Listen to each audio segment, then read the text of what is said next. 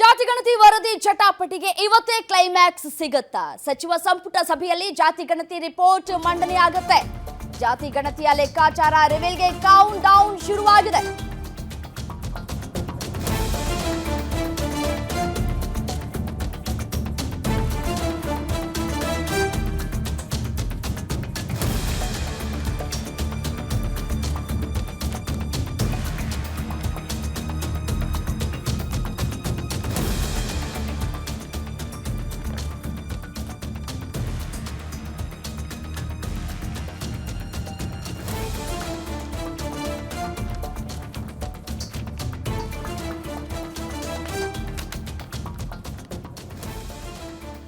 ಜಾತಿಗಣತಿಯ ಲೆಕ್ಕಾಚಾರ ರಿವೀಲ್ಗೆ count down ಶುರುವಾಗಿದೆ. ಐತಿಹಾಸಿಕ ನಿರ್ಧಾರವನ್ನ ಕೈಗೊಳ್ತಾರಾ ಸಿಎಂ ಸಿದ್ದರಾಮಯ್ಯನವರು?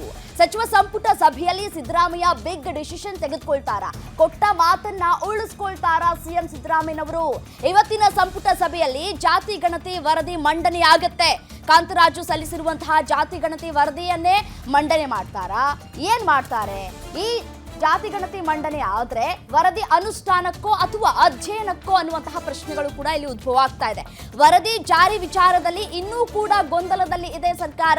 ಸಂಪುಟದಲ್ಲಿ ಈ ಕುರಿತು ಚರ್ಚೆಯನ್ನ ಕೂಡ ನಡೆಸಲಿದ್ದಾರೆ ಸಚಿವರು. ವರದಿ ಅನುಷ್ಠಾನ ಹೇಗೆ ಅನ್ನೋದರ ಬಗ್ಗೆ ಮಾತುಕತೆಯನ್ನ ಕೂಡ ಮಾಡಲಿಕ್ಕಿದ್ದಾರೆ. ಅಧ್ಯಯನ ಸಮಿತಿ ರಚಿಸಿ ವರದಿ ಅನುಷ್ಠಾನಕ್ಕೆ ಸರ್ಕಾರ ಚಿಂತನೆಯನ್ನ ಕೂಡ ನಡೆಸ್ತಾ ಇದೆ. ಒಂದ್ ಕಡೆ ಜೇನುಗೂಡಿಗೆ ಕೈ ಹಾಕುವಂತಹ ಕೆಲಸಕ್ಕೆ ಮುಂದಾಗ್ತಾ ಇದೆ ಸರ್ಕಾರ. ವರದಿ ಜಾರಿ ವಿಚಾರದಲ್ಲಿ ಇನ್ನೂ ಕೂಡ ಗೊಂದಲದಲ್ಲಿ ಸರ್ಕಾರ ಇದೆ. ಗೊಂದಲದಲ್ಲಿದ್ರೂ ಕೂಡ ಇದೀಗ ಹೇಗಾದ್ರೂ ಮಾಡಿ ಸಂಪುಟದಲ್ಲಿ ಅಸ್ತು ಅಂದ್ರೆ ಸಾಕು ಅನ್ನುವಂತಹ ಮಾತುಗಳು ಕೂಡ ಕೇಳಿ ಬರ್ತಾ ಇದೆ. ಇನ್ನು ಸ್ವಪಕ್ಷದಲ್ಲಿಯೇ ಇದು ಸರಿಯಾಗಿ ಜಾತಿಗಣತಿ ಮಾಡಿಲ್ಲ, ಸೊ ಬೇಡ ಅನ್ನುವಂತಹ ಮಾತುಗಳು ಕೂಡ ಕೇಳಿ ಬರ್ತಾ ಇದೆ. ಸೊ ಏನಾಗತ್ತೆ? ಕಾಂಗ್ರೆಸ್ ಸರ್ಕಾರ ಅಧಿಕಾರಕ್ಕೆ ಬಂದಾಗಿನಿಂದಲೂ ಕೂಡ ಈ ಒಂದು ವಿಚಾರ ಚರ್ಚೆಯಲ್ಲಿದೆ. ಸಾಮಾಜಿಕ ಮತ್ತು ಶೈಕ್ಷಣಿಕ ಸಮೀಕ್ಷಾ ವರದಿ ಸಚಿವ ಸಂಪುಟ ಸಭೆಯಲ್ಲಿ ಮಂಡನೆಯಾಗತ್ತೆ. ಸೊ ವರದಿಗೆ ಬಹುತೇಕ ಅನುಮೋದನೆ ದೊರೆಯುವಂತಹ ಸಾಧ್ಯತೆಗಳು ಇದೆ. ಬಟ್ ಆದರೆ ಏನಾಗುತ್ತೆ? ರಾಜ್ಯ ರಾಜಕೀಯದಲ್ಲಿ ಸಾಕಷ್ಟು ಸಂಚಲನವನ್ನು ಉಂಟು ಮಾಡುತ್ತೆ ಅನ್ನುವಂತಹ ಮಾತುಗಳು ಕೂಡ ಕೇಳಿ ಬರ್ತಾ ಇದೆ. ಅಧಿಕಾರವನ್ನು ವಹಿಸ್ಕೊಳ್ಳುವಂತಹ ಸಂದರ್ಭದಲ್ಲೂ ಕೂಡ ಈ ವಿಚಾರವನ್ನು ಹೇಳಿತ್ತು. ಜಾತಿಗಣತಿ ನಾವು ತೆಗೆದುಕೊಂಡು ಬರ್ತೀವಿ ಅಂತ ಕೂಡ ಹೇಳಿದ್ರು. ಸೊ ಹಾಗಾಗಿ ಇದು ಸಾಕಷ್ಟು ಚರ್ಚೆಗೆ, ಅದೇ ರೀತಿಯಾಗಿ ಕುತೂಹಲಕ್ಕೆ ಕೂಡ ಕಾರಣ ಆಗ್ತಾ ಇದೆ. ಸೊ ಜಾತಿಗಣತಿ ವರದಿಗೆ ಇವತ್ತು ಸಂಪುಟ ಅಸ್ತು ಅನ್ನುತ್ತಾ? ಸಿಎಂ ಸಿದ್ದು ಒಂದು ಕಡೆ ತಯಾರಿಯನ್ನ ಮಾಡ್ಕೊಂಡಿದ್ದಾರೆ. ಸ್ವಪಕ್ಷದಲ್ಲಿಯೇ ಒಂದಷ್ಟು ಮಾತುಗಳು ಕೂಡ ಕೇಳಿ ಬರ್ತಾ ಇದೆ, ಬೇಡ, ರಿಸ್ಕ್ ತೆಗೆದುಕೊಳ್ಳೋದು ಬೇಡ ಅಂತ ಹೇಳಿ. ಸೊ ಒಂದು ಕಡೆ ಲಿಂಗಾಯತ ಒಕ್ಕಲಿಗ ಸಮುದಾಯದವರು ಕೂಡ ನಾ ಮುಂದು ತಾ ಮುಂದು ಅಂತ ಕೂಡ ಇದ್ದಾರೆ. ಸೊ ಇದರಲ್ಲಿ ಎಲ್ಲಾದರೂ ಏರುಪೇರು ಆಗುತ್ತಾ ಅನ್ನುವಂತಹ ವಿಚಾರಗಳು ಕೂಡ ಚರ್ಚೆಗೆ ಬರ್ತಾ ಇದೆ. ಸೊ ಹಾಗಾಗಿ ಏನಾಗತ್ತೆ ಅನ್ನುವಂತಹ ಮಾತುಗಳು ಇದೀಗ ಕುತೂಹಲಕ್ಕೂ ಕೂಡ ಕಾರಣ ಆಗ್ತಾ ಇದೆ. ಸೊ ಈ ವೇಳೆ ವರದಿಯಲ್ಲಿನ ದತ್ತಾಂಶಗಳನ್ನು ಅಧ್ಯಯನ ನಡೆಸೋದಕ್ಕೆ ಪ್ರತ್ಯೇಕ ಸಮಿತಿ ರಚಿಸಬೇಕಾ ಬೇಡವಾ ಅನ್ನುವಂತಹ ನಿಟ್ಟಿನಲ್ಲಿ ಚರ್ಚೆಗಳನ್ನು ಕೂಡ ಮಾಡಲಾಗುತ್ತೆ. ಇವತ್ತು ವರದಿಯು ರಾಜ್ಯ ಹಿಂದುಳಿದ ವರ್ಗಗಳ ಆಯೋಗದ ವರದಿಯಾಗಿರುವ ಕಾರಣ ವಿಧಾನಮಂಡಲ ಅಧಿವೇಶನದಲ್ಲಿ ಮಂಡಿಸುವ ಅಗತ್ಯ ಇಲ್ಲ ಅಂತ ಕೂಡ ಸಚಿವ ಸಂಪುಟ ಸಭೆಯಲ್ಲಿ ನಿರ್ಧರಿಸಿದ್ರೆ ವರದಿ ಅನುಷ್ಠಾನದ ಕುರಿತು ಇವತ್ತೇ ನಿರ್ಧಾರ ತೆಗೆದುಕೊಳ್ಳುವಂತಹ ಸಾಧ್ಯತೆಗಳು ಕೂಡ ಹೆಚ್ಚಾಗಿ ಕಂಡು ಬರ್ತಾ ಇದೆ. 2015ರಲ್ಲಿ ನಡೆದಿರುವಂತಹ ಸರ್ವೆ ಇದು. ಸೊ ಹಾಗಾಗಿ ಈಗ ಮತ್ತೊಮ್ಮೆ ಸರ್ವೆ ನಡೀಲಿ ಅನ್ನುವಂತಹ ಮಾತುಗಳು ಕೂಡ ಕೇಳಿ ಬರ್ತಾ ಇದೆ. ಹಾಗಾಗಿ ಯಾವ್ಯಾವ ಜಾತಿ ಎಷ್ಟೆಷ್ಟು ಅನ್ನುವಂತಹ ಮಾಹಿತಿ ಗ್ಯಾರಂಟಿ ನ್ಯೂಸ್ಗೆ ಲಭ್ಯ ಆಗಿರುವಂಥದ್ದು. ಆ ಪ್ರಕಾರ ನಾವು ನೋಡ್ತಾ ಹೋಗೋದಾದ್ರೆ ಮುಸ್ಲಿಮರು 74 ಲಕ್ಷ ಇದ್ದಾರೆ ಅನ್ನೋದು ಕೂಡ ಸಿಗ್ತಾ ಇರುವಂತಹ ಮಾಹಿತಿ ಗ್ಯಾರಂಟಿ ನ್ಯೂಸ್ಗೆ. ಲಿಂಗಾಯತರು 73 ಲಕ್ಷ ಜನರಿದ್ದಾರೆ. ಸೊ ಹಾಗಾಗಿ ಇದು ಎಷ್ಟರ ಮಟ್ಟಿಗೆ ವರ್ಕೌಟ್ ಆಗುತ್ತೆ? ಒಕ್ಕಲಿಗರು 70 ಲಕ್ಷ ಜನರಿದ್ದಾರೆ. ಸೊ ಜಾತಿ ಗಣತಿಯಲ್ಲಿ ಲೆಕ್ಕಾಚಾರಗಳೇ ಉಲ್ಟಾ ಹೊಡೆಯುವ ಸಾಧ್ಯತೆಗಳು ಕೂಡ ಹೆಚ್ಚಾಗಿ ಕಾಣಿಸ್ತಾ ಇದೆ. ಸೊ ಪರಿಶಿಷ್ಟ ಪಂಗಡ ST 40.45 ಲಕ್ಷ ಜನರಿದ್ದಾರೆ ಅನ್ನೋದು ವರದಿಯಲ್ಲಿ ತಿಳಿದು ಬರ್ತಾ ಇರುವಂತಹ ಮಾಹಿತಿ. ಈಡಿಗರು 14 ಲಕ್ಷ ಜನರಿದ್ದಾರೆ ಅನ್ನೋದು ವರದಿ ಸಲ್ಲಿಕೆ ಆಗಿರುವಂಥದ್ದು. ಸೊ ವಿಶ್ವಕರ್ಮವನ್ನು ನಾವು ನೋಡೋದಾದ್ರೆ 15 ಲಕ್ಷ, ಇನ್ನು ಬೆಸ್ತರು 15 ಲಕ್ಷ ಜನರಿದ್ದಾರೆ ಅನ್ನೋದು ಕೂಡ ಮಾಹಿತಿ ಲಭ್ಯ ಆಗ್ತಾ ಇರುವಂಥದ್ದು. ಸೊ ಬ್ರಾಹ್ಮಣರು 15 ಲಕ್ಷ ಜನರಿದ್ದಾರೆ. ಸೊ ಒಕ್ಕಲಿಗರು, ಬ್ರಾಹ್ಮಣರು, ಲಿಂಗಾಯತರು, ಗೊಲ್ಲಯಾದವರು 10 ಲಕ್ಷ ಜನರಿದ್ದಾರೆ. ಸೊ ಹಾಗಾಗಿ ನಾ ಮುಂದು ತಾ ಮುಂದು ನಮ್ಮಲ್ಲೇ ಜಾಸ್ತಿ ಇರೋದು ಅಲೆಮಾರಿ 6 ಲಕ್ಷ ಜನರಿದ್ದಾರೆ. ಸೊ ಹಾಗಾಗಿ ಏನಾಗತ್ತೆ ಇವತ್ತು? ಮಡಿವಾಳರು 6 ಲಕ್ಷ ಜನರಿದ್ದಾರೆ. ಜಾತಿ ಗಣತಿ ವರದಿ ಎಷ್ಟರ ಮಟ್ಟಿಗೆ ವರ್ಕೌಟ್ ಆಗತ್ತೆ ಇವತ್ತು? ಸವಿತಾ ಸಮಾಜ 5 ಲಕ್ಷ ಜನರಿದ್ದಾರೆ. ಸೊ ಯಾವ್ಯಾವ ಜಾತಿ ಎಷ್ಟೆಷ್ಟಿದೆ ಅನ್ನೋದರ ಕುರಿತು ಮಾಹಿತಿ ನೀಡ್ತಾ ಇದೆ ನಿಮ್ಮ ಗ್ಯಾರಂಟಿ ನ್ಯೂಸ್. ಕುಂಬಾರರು, ತಿಗಳರು ಒಟ್ಟಿಗೆ ಸೇರಿ 5 ಲಕ್ಷ ಮಂದಿ ಇದ್ದಾರೆ. ಮತ್ತೆ ಸರ್ವೆ ಆಗಬೇಕು ಅನ್ನುವಂತಹ ಮಾತುಗಳು ಕೂಡ ಕೇಳಿ ಬರ್ತಾ ಇದೆ. ಕ್ರೈಸ್ತರು 12.5 ಲಕ್ಷ ಜನರಿದ್ದಾರೆ. ಮತ್ತೆ ಜಾತಿ ಗಣತಿ ಮಾಡಿ ಆಗ ವರದಿಯನ್ನು ಸಲ್ಲಿಕೆ ಮಾಡಿ ಅನ್ನುವಂತಹ ಮಾತುಗಳು ಕೇಳಿ ಬರ್ತಾ ಇದೆ. ಪರಿಶಿಷ್ಟ ಜಾತಿ SCಯಲ್ಲಿ 1.03 ಕೋಟಿ ಜನರಿದ್ದಾರೆ. ಹಾಗಾಗಿ ಇಲ್ಲಿ ಒಕ್ಕಲಿಗರು ಜಾಸ್ತಿ, ಲಿಂಗಾಯತರು ಜಾಸ್ತಿ, ನಾವು ಮುಂದಿದ್ದೀವಿ ಅನ್ನುವಂತಹ ಮಾತುಗಳು ಕೂಡ ಕೇಳಿ ಬರ್ತಾ ಇದೆ. ಒಂದು ಕಡೆ DCM DK ಶಿವಕುಮಾರ್ ಅವರು ಕೂಡ ವಿರೋಧವನ್ನು ವ್ಯಕ್ತಪಡಿಸಿದ್ರು. ಪ್ರತಿ ಬಾರಿಯೂ ಕೂಡ CM ಕುರ್ಚಿ ಅಲುಗಾಡುತ್ತೆ ಅನ್ನುವಂತಹ ಸಂದರ್ಭದಲ್ಲಿ CM ಸಿದ್ದರಾಮಯ್ಯನವರು ಈ ಒಂದು ಜಾತಿ ಗಣತಿ ವಿಚಾರವನ್ನ ಮುನ್ನೆಲೆಗೆ ತೆಗೆದುಕೊಂಡು ಬಂದು ಬಾಯಿ ಮುಚ್ಚಿಸುವಂತಹ ಕೆಲಸವನ್ನ ಮಾಡ್ತಾ ಇದ್ದಾರೆ.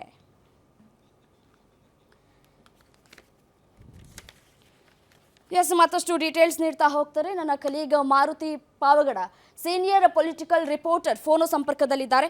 ಎಸೇನು ಮಾರುತಿ, ಅವೈಜ್ಞಾನಿಕ ಅಂತ ಹೇಳ್ತಾ ಇದ್ರು, ಆದರೂ ಕೂಡ ಇದನ್ನ ಜಾರಿ ಮಾಡಬೇಕು ಅಂತ ಹೇಳಿ ಇದೀಗ ಸರ್ಕಾರ ಮುಂದಾಗಿರುವಂಥದ್ದು. ಹಠ ಯಾಕೆ ಅಂತ, ಜಾತಿಗಳ ನಡುವೆ ಕಿಚ್ಚನ್ನ ಹಚ್ಚೋದಕ್ಕೆ ನಾಂದಿಯನ್ನ ಆಡುತ್ತಾ ಅಂತ? ರಮ್ಯಾ, ಈ ವರದಿ ಜಾರಿ ಮಾಡುವ ವಿಚಾರದಲ್ಲಿ ಸರ್ಕಾರದಲ್ಲಿ ಎರಡು ರೀತಿಯಾದಂತಹ ಅಭಿಪ್ರಾಯಗಳು ಇರುವಂತದ್ದು ನಿಜ. ಹಾಗೂ ಸಚಿವರುಗಳು ಈ ವರದಿ ಯಥಾವತ್ತು ಜಾರಿ ಆಗ್ಬೇಕು ಅನ್ನುವಂತಹ ಒಂದು ಒತ್ತಾಯವನ್ನ ಮಾಡ್ತಾ ಇದ್ದಾರೆ. ಆದ್ರೆ ಇನ್ನಷ್ಟು ಶಾಸಕರು ಮತ್ತೆ ಸಚಿವರು ಇದಕ್ಕೆ ವಿರೋಧ ಇರುವಂತದ್ದು. ಅಂತ ಹೇಳಿದ್ರೆ ಇದು ವೈಜ್ಞಾನಿಕವಾಗಿ ನಡೆದಂತಹ ವರದಿ ಅಲ್ಲ. ಹೀಗಾಗಿ ಯಾವುದೇ ಕಾರಣಕ್ಕೂ ಇದನ್ನ ಜಾರಿ ಮಾಡಬಾರ್ದು. ಜಾರಿ ಮಾಡಿದ್ದಾದ್ರೆ ಮುಂದಿನ ದಿನಗಳಲ್ಲಿ ಪಕ್ಷಕ್ಕೆ ಸಂಕಷ್ಟ ಎದುರಾಗುತ್ತೆ ಅನ್ನುವಂತ ಒಂದು ಆಕ್ಷೇಪ ಮತ್ತೆ ಅಸಮಾಧಾನವನ್ನ ವ್ಯಕ್ತಪಡಿಸ್ತಾ ಇರುವಂತದ್ದು. 2013ರಲ್ಲಿ ಸಿದ್ದರಾಮಯ್ಯ ಅವರು ಮುಖ್ಯಮಂತ್ರಿ ಆದಾಗ, ಅಂದ್ರೆ ಕಳೆದ 10 ವರ್ಷಗಳ ಹಿಂದೆ ಸಿದ್ದರಾಮಯ್ಯ ಅವರು ಮುಖ್ಯಮಂತ್ರಿ ಆದಾಗ ಅಂದಿನ ಹಿಂದುಳಿದ ವರ್ಗಗಳ ಆಯೋಗದ ಅಧ್ಯಕ್ಷರಾಗಿದ್ದಂತಹ ಕಾಂತರಾಜ್ ಅವರ ನೇತೃತ್ವದಲ್ಲಿ ಈ ವರದಿ ಕೊಡೋದಕ್ಕೆ ಸೂಚನೆಯನ್ನ ಕೊಟ್ಟಿದ್ರು. ಸುಮಾರು 4 ವರ್ಷಗಳ ಅಧ್ಯಯನ ಮಾಡಿದ ಬಳಿಕ ರಿಪೋರ್ಟ್ ಕೂಡ ರೆಡಿ ಆಗಿತ್ತು. ಚುನಾವಣೆ ಬಂದು ಚುನಾವಣಾ ಸಮಯದಲ್ಲಿ ಈ ರಿಪೋರ್ಟ್ ತೆಗೆದುಕೊಂಡಿದ್ದಾದ್ರೆ ಏನೆಲ್ಲ ಲಾಭ ನಷ್ಟಗಳು ಆಗ್ಬೋದು ಅನ್ನುವಂತ ಒಂದು ಆತಂಕದಲ್ಲಿ ಅದನ್ನ ಮುಂದೂಡುವಂತ ಒಂದು ಕೆಲಸ ಆಯ್ತು. ಆ ಸಂದರ್ಭದಲ್ಲಿ ಈ ಅಂಕಿಅಂಶಗಳು ಮಾಧ್ಯಮಗಳಿಗೆ ಸಿಕ್ಕಿತ್ತು. ಅಂದ್ರೆ ಈಗೇನು ಸೋರಿಕೆ ಆಗಿರುವಂತಹ ಅಂಶಗಳನ್ನ ನಾವು ಹೇಳ್ತಾ ಇದೀವಿ, ಇದು 2018ರ ಚುನಾವಣೆಗೆ ಹೋಗೋದಕ್ಕೂ ಮೊದಲು ಸರ್ಕಾರದಿಂದಲೇ ಮಾಧ್ಯಮಗಳಿಗೆ ಸಿಕ್ಕಂತಹ ಒಂದು ಮಾಹಿತಿ. ಅದರಲ್ಲಿ ಯಾವ್ಯಾವ ಜಾತಿಯ ಸಂಖ್ಯೆ ಬಲ ಎಷ್ಟೆಷ್ಟಿದೆ ಅಂತ. ಈ ಅಂಕಿ ಸಂಖ್ಯೆಗಳು ಯಾವಾಗ ಸೋರಿಕೆ ಆದ್ವೋ ಆಗ ಪ್ರಬಲ ಸಮುದಾಯಗಳ ನಾಯಕರು ಇದಕ್ಕೆ ಆಕ್ಷೇಪವನ್ನ ವ್ಯಕ್ತಪಡಿಸಿದ್ದಾರೆ. ಅಂದ್ರೆ ನಮ್ಮ ಸಮುದಾಯದ ಜನಸಂಖ್ಯೆಯನ್ನ ಕಡಿಮೆಗೊಳಿಸಿದ್ದಾರೆ, ಕೆಲ ಸಮುದಾಯಗಳ ಜನಸಂಖ್ಯೆ ಜಾಸ್ತಿ ಇದೆ, ಇದು ಮುಂದಿನ ದಿನಗಳಲ್ಲಿ ವ್ಯತಿರಿಕ್ತ ಪರಿಣಾಮಗಳನ್ನ ಎದುರಿಸಬಹುದು ಅಂತ. ಈ ಹಿಂದೆ ಮಿಲ್ಲರ್ ಆಯೋಗ ಆಗಿರ್ಬೋದು, ಅವನೂರ್ ಆಯೋಗ ಆಗಿರ್ಬೋದು, ಬೇರೆ ಬೇರೆ ಆಯೋಗಗಳು ಕೊಟ್ಟಂತಹ ರಿಪೋರ್ಟ್ ಅನ್ನ ಆಧರಿಸಿ ಮೀಸಲಾತಿ ಆಗಿರ್ಬೋದು ಅಥವಾ ಚುನಾವಣಾ ಸಂದರ್ಭದಲ್ಲಿ ಮೀಸಲಾತಿ ಹಂಚಿಕೆ ವಿಚಾರಗಳಾಗಿರ್ಬೋದು ಅದನ್ನ ಪರಿಗಣಿಸುವಂತ ಒಂದು ಕೆಲಸ ರಾಜ್ಯ ಸರ್ಕಾರ ಮಾಡಿದೆ. ಜೊತೆಗೆ ಈ ವರದಿಯನ್ನ ತೆಗೆದುಕೊಂಡಾಗ ದಿನಗಳಲ್ಲಿ ನಮಗೆ ಆಗುವಂತಹ ರಾಜಕೀಯ ಲಾಭ ಮತ್ತೆ ನಷ್ಟಗಳ ಬಗ್ಗೆ ಜಾತಿವಾರು ಮುಖಂಡರುಗಳು ಲೆಕ್ಕಾಚಾರ ಆಗ್ತಾ ಇರುವಂತದ್ದು. ಹೀಗಾಗಿ ಯಾವಾಗ ಈ ಅಂಕಿಅಂಶಗಳು ಸೋರಿಕೆ ಆದ್ವು ಅವತ್ತಿನಿಂದಲೂ ಕೂಡ ಶಾಮನೂರು ಶ್ರೀಶಂಕರಪ್ಪ ಆಗಿರ್ಬೋದು, DK ಶಿವಕುಮಾರ್ ಆಗಿರ್ಬೋದು, ಮಾಜಿ ಮುಖ್ಯಮಂತ್ರಿ ಕುಮಾರಸ್ವಾಮಿ ಅವರಾಗಿರ್ಬೋದು, ಹಲವು ನಾಯಕರುಗಳು ಈ ವರದಿಗೆ ಆಕ್ಷೇಪ ಮತ್ತೆ ಅಸಮಾಧಾನವನ್ನ ವ್ಯಕ್ತಪಡಿಸುವಂತ ಒಂದು ಕೆಲಸವನ್ನು ಮಾಡಿದ್ರು. ಹಾಗಾಗಿ ಅವರು ಅಧಿಕಾರದಲ್ಲಿ ಇದ್ದಂತಹ ಸಮಯದಲ್ಲೂ ಕೂಡ ಇದನ್ನ ಅಂಗೀಕಾರ ಮಾಡೋದಕ್ಕೆ ಹಿಂದೆ ಮುಂದೆ ನೋಡುವಂತ ಒಂದು ಪರಿಸ್ಥಿತಿ ನಿರ್ಮಾಣ ಆಗಿತ್ತು. ಆದ್ರೆ 2023ರ ಚುನಾವಣೆಗೂ ಹೋಗೋದಕ್ಕೂ ಮೊದಲು ಕಾಂಗ್ರೆಸ್ ನಾಯಕರು ಕೊಟ್ಟಂತಹ ಒಂದು ಭರವಸೆ, ಸಿದ್ದರಾಮಯ್ಯ ಅವರು ನಾನು ಮತ್ತೊಮ್ಮೆ ಮುಖ್ಯಮಂತ್ರಿ ಆಗಿದ್ದಾದ್ರೆ ಇದನ್ನ ಯಥಾವತ್ತು ಜಾರಿ ಮಾಡ್ತೀವಿ ಅನ್ನುವಂತಹ ಬಹಿರಂಗ ಭಾಷಣಗಳಲ್ಲಿ ಹೇಳಿದ್ದು ಸಿದ್ದರಾಮಯ್ಯ ಅವರು ಅನಿವಾರ್ಯವಾಗಿ ಈ ರಿಪೋರ್ಟ್ ಅನ್ನ ತೆಗೆದುಕೊಳ್ಳಬೇಕಾದಂತಹ ಒಂದು ಪರಿಸ್ಥಿತಿಯಲ್ಲಿ ಇವತ್ತು ಬಂದು ನಿಂತಿದ್ದಾರೆ. ಈ ಹಿಂದೆ ಹಲವು ಬಾರಿ ಇಂತಹ ಭರವಸೆಗಳನ್ನ ಕೊಟ್ಟರು ಕೂಡ ಈಗ ನಿಮ್ಮ ಕೈಗೆ ಅಧಿಕಾರ ಇದ್ದಾಗ ನೀವ್ಯಾಕೆ ತೀರ್ಕೊಳ್ತಾ ಇಲ್ಲ ಅನ್ನುವಂತಹ ಏನಪ್ಪಾ ಅಂತಂದ್ರೆ CM ಕುರ್ಚಿ ಅಲುಗಾಡುವಂತಹ ಸಂದರ್ಭದಲ್ಲಿ, ಅಂದ್ರೆ ಈಗಾಗಲೇ ಡಿಸೆಂಬರ್ಗೆ CM ಕುರ್ಚಿಯಿಂದ ಕೆಳಗಿಳಿತಾರೆ ಅನ್ನುವಂತಹ ಮಾತುಗಳು ಕೇಳಿ ಬರ್ತಾ ಇತ್ತು.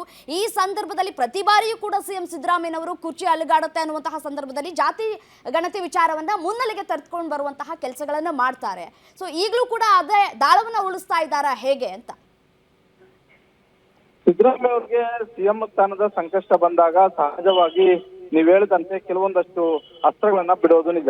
ಇವತ್ತು ಸಿದ್ದರಾಮಯ್ಯ ಅವರು ಆ ಸ್ಥಾನದಲ್ಲಿ ಕೂತಿರ್ಬೋದು, ಇಲ್ಲವೇ ಬೇರೆ ಯಾರೇ ಕೂಡ ಆ ಸ್ಥಾನದಲ್ಲಿ ಕೂತಾಗ ಯಾರಿಗಾದ್ರೂ ಸಂಕಷ್ಟ ಬಂದಾಗ ಆ ಸಂಕಷ್ಟದಿಂದ ಪಾರಾಗೋದಕ್ಕೆ ಯಾವ ರೀತಿಯಾದಂತಹ ಒಂದು ಅಸ್ತ್ರಗಳನ್ನ ಬಿಡಬೇಕು, ಆ ಅಸ್ತ್ರಗಳಿಂದ ನಾವು ಯಾವ ರೀತಿಯಾಗಿ ರಾಜಕೀಯವಾಗಿ ಪಾರಾಗಬೇಕು ಸಿಎಂ ಸ್ಥಾನವನ್ನ ಎಷ್ಟು ಮಟ್ಟಿಗೆ ಭದ್ರ ಮಾಡ್ಕೊಳ್ಬೇಕು ಅನ್ನುವಂತ ಒಂದು ಲೆಕ್ಕಾಚಾರವನ್ನ ಇಟ್ಕೊಂಡು ಮಾಡೋದು Okay. ಸಹಜ. ಆದ್ರೆ ಸಿದ್ದರಾಮಯ್ಯ ಇವತ್ತಿನ ಇವತ್ತಿನ ಪರಿಸ್ಥಿತಿಯಲ್ಲಿ ಸಿದ್ದರಾಮಯ್ಯ ಜಾತಿ ಗಣತಿ ವರದಿ ಅಕ್ಸೆಪ್ಟ್ ಮಾಡೋದು ಬಿಡೋದ್ರಿಂದ ಅವರ ಸ್ಥಾನ ಉಳಿಯುತ್ತಾ ಇಲ್ವಾ ಅನ್ನೋದು ಗೊತ್ತಿಲ್ಲ. ಆದ್ರೆ ಒಂದಂತೂ Right, ಸ್ಪಷ್ಟ, right. ಸಿದ್ದರಾಮಯ್ಯ ಅವರ ಮೇಲೆ ಒಂದಷ್ಟು ಒತ್ತಡ, ತೆಗೆದುಕೊಳ್ಳೋದಕ್ಕೂ ಒತ್ತಡ ಇದೆ, ಅದೇ ತೆಗೆದುಕೊಳ್ಳಬಾರದು ಅನ್ನುವಂತ ಒತ್ತಡವೂ ಕೂಡ ಇದೆ. ಹಲವು ಬಾರಿ ಸಿದ್ದರಾಮಯ್ಯ ಅವರಿಗೆ ಮುಖ್ಯಮಂತ್ರಿ ಗಾದಿಯ ಸಂಕಷ್ಟ ಎದುರಾದಾಗ ನಾನು right AHINDA right thank you ತಮ್ಮೆಲ್ಲ ಮಾಹಿತಿಗಾಗಿ ಮಾರುತಿ ಪಾವಗಡ.